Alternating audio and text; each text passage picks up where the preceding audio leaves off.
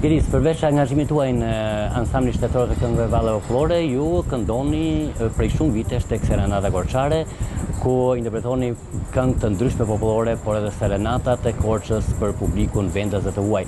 Si ka qenë ky vit me pjesëmarrje dhe me punën që bëni aty?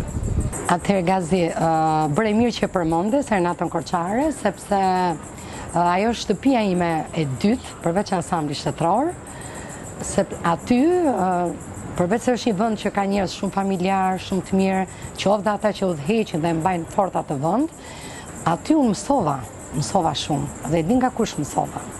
Nga Afrodita Zonja. Artistja e madhe. Madhja Afrodita Zonja. Unë me ditë punova për shumë vite aty, dhe në thonjë za ja vodha serenatat, mënyrën se si ditë ka interpretonte, i këndonte, i mëra repertorin, pa dashur, pa të keq, po që mësova shumë nga ajo, do të them, nga ditka.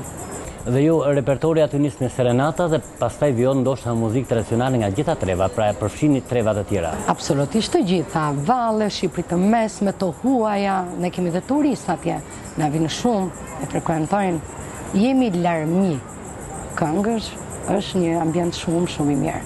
Unë tani jam dhe me Ermira Kolën, që është një këngëtare potente, fort, jemi super.